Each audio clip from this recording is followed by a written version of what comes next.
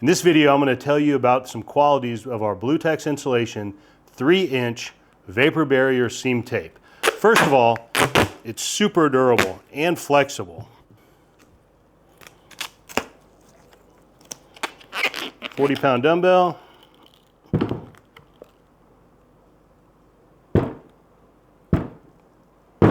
The next quality the tape has is what's called a slow bond.